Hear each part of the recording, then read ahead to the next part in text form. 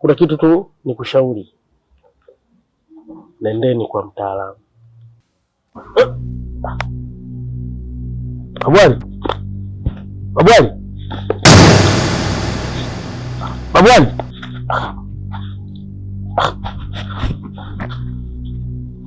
babwali,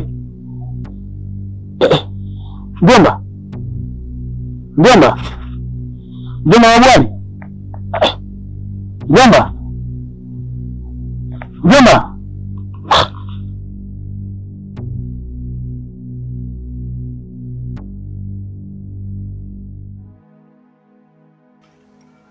Ujambo mwanangu? Sijambo mama. Shikamoo. Marahaba mwanangu.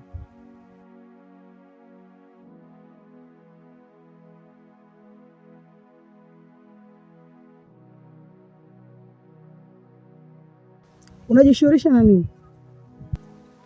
Mimi ni mhudumu wa chakula. Mwanangu, maeneo haya kweli kuna mtu umempelekea chakula? Unamfahamu? Kiukweli huyo mkaka simfahamu, lakini ni mkaka fulani hivi mweusi mweusi, huwa anaishi humu, ndio huwaga nampelekea chakula.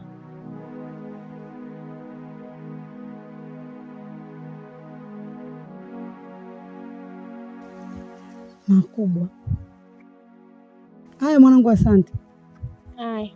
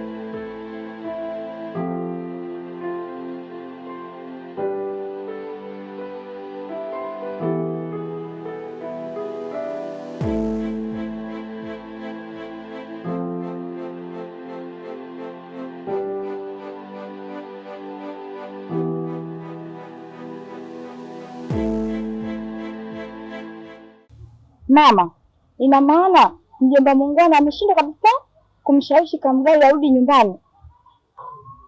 Hata mimi mwanangu sielewi. Nilipata muda wa kwenda makaburini, nilivikuta vyombo, hata mwanangu sikumkuta. Niliangalia kila sehemu, mwanangu sikumuona. Nikajaribu kuangalia pembe zote, mwanangu sikumuona. Baada ya kuwa ninarudi, nikakutana na binti mmoja akiwa anaelekea makaburini. Baada ya kurudi, nikamsubirisha, nikaanza kumuuliza maswali. Binti, huko unatokea wapi? Akanambia ninatokea kumpelekea chakula mvulana mmoja mweusi mrefu kidogo. Maneno ya yule binti yalinifanya nigundue kuwa aliyempelekea chakula kumbe ni kijana wangu. Kwa hiyo kuna mtu anampelekea Kamgai chakula tena makaburini? Binti yangu, unaposhangaa wewe na mimi nilishangaa hivyo hivyo. Sawa mama, nimekuelewa. Wewe tabidi na mimi niende huko makaburini nikaongea na Kamgai anieleze kwa nini anang'ang'ania kukaa huko makaburini.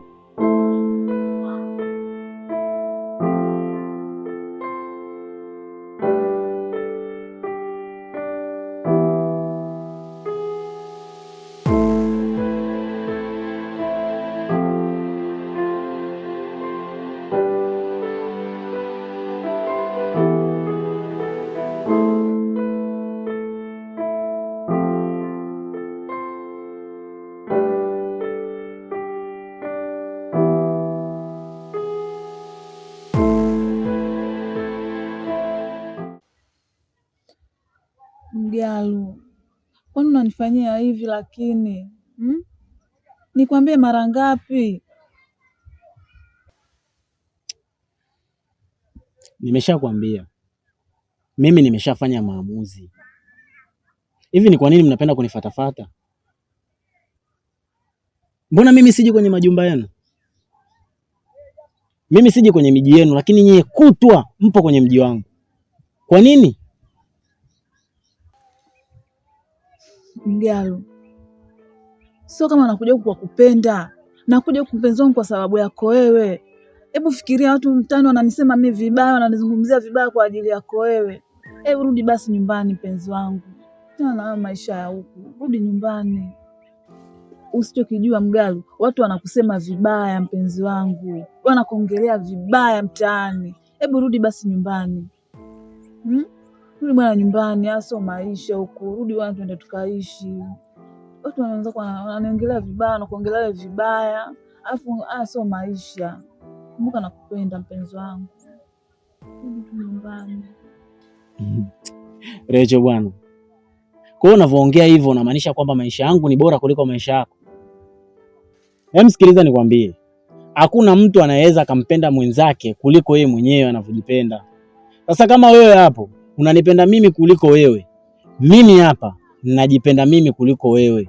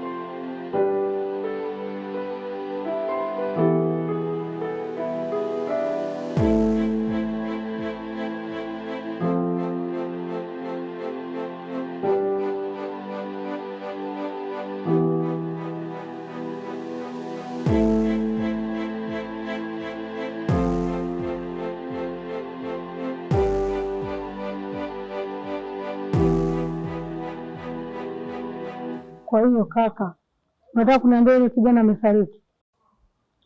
Hapana dada, yule kijana hakufa, ila alipoteza fahamu, na alipoteza fahamu kwa muda mrefu sana. Lakini mpaka sasa hivi najiuliza swali, kitu gani kilichomfanya aanguke pale? Nawaza labda pengine alipata pressure ama vipi, kwa sababu hata alipokuwa amerudisha fahamu, nilipojaribu kumhoji shida ilikuwa ni nini, hakutaka kunijibu. Ulikuwa umepata pressure? Hapana, hakutaka kunijibu. Ulikuwa na mawazo? Hakunijibu. Kitu gani kilichokufanya wewe uanguke? Hakunijibu. Yaani hakutaka kuzungumzia jambo lolote, zaidi na zaidi tu alisema asante na shukuru kwa kunisaidia na kunihifadhi. Basi baada ya pale nikamrudisha nyumbani kwake. Mtani kwa kweli. Kwa hiyo nataka kuniambia kaka, mpaka sasa hivi hajakwambia chochote? Kitu ninachokumbuka, kuna wakati alinipa ushauri. Aliniambia kwamba ukitaka kujua ukweli kuhusu kijana wako nenda kwa mganga. Mara vizuri. Kabla hajamaliza kuzungumza akawa ameanguka. Sasa najaribu kuwaza, pengine ni mambo ya kiimani, sipate jibu. Pengine ni pressure, sipate jibu. Kwa hiyo ukweli wote nilitaka kupata kutoka kwa huyo kijana, lakini mpaka hivi tunavyozungumza hakutaka kunieleza kitu chochote. Kwa mpaka sasa hivi sina jibu la moja kwa moja. Lakini tuachane na hayo. Nirudi upande wako dada. Vipi kwa upande wako? Ulifanikiwa kwenda makaburini kuonana na Mgaro? Nilikwenda kakaangu, lakini sikufanikiwa kumkuta. Yaani mpaka sasa hivi kakaangu nahisi kuchanganyikiwa.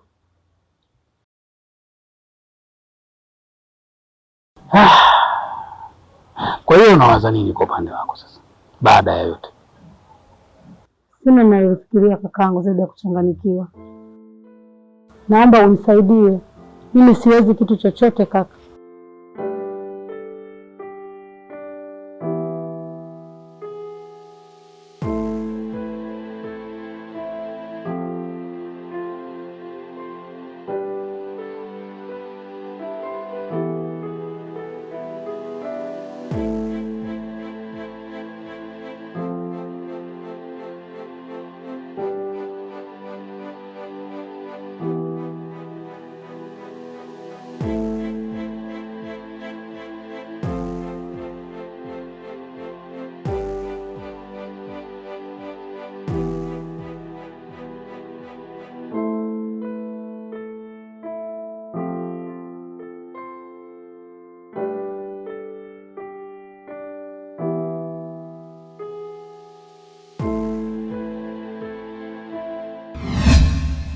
Mwanangu, unataka kusafiri kwenda wapi? Mbona umekuwa ghafla? Mama, si unajua tena utafutaji hauna wakati, muda wala saa. Kwa hiyo nimepigiwa simu, inabidi niende kufanya kazi. Mwanangu, unapokwenda unapajua kweli? Na ni kazi gani? Kama unavyojua mama, mimi sina fani yoyote. Hivyo nikifika huko ndo nitajua kwamba ni kazi gani. Mwanangu, hiyo kazi mbona imekuwa ghafla namna hii? Alafu unaenda kufanyia sehemu gani? Naelekea Arusha. Arusha Mererani. Arusha Mererani? Inamaanisha mwanangu unaenda kufanya kazi za madini? Hapana, haihusiani kabisa na madini.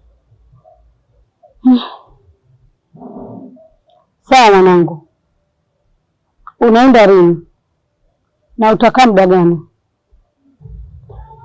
Natarajia kwenda kesho. Na nitakaa miezi 3.5 au 4 kabisa. Unataka kuondoka kesho? Na kama unataka kuondoka kesho, mbona imekuwa ghafla namna hii? Mama, hata mimi hizi taarifa nilizipokea ghafla. Hivi hakuna namna, inabidi nikafanye.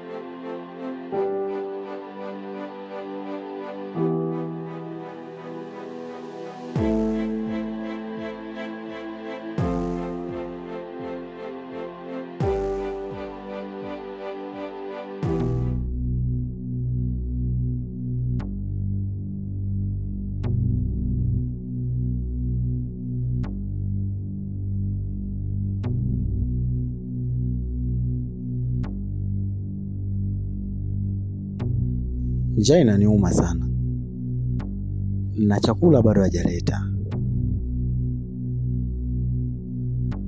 Ngoja nijaribu kutoka kwenye haya makaburi.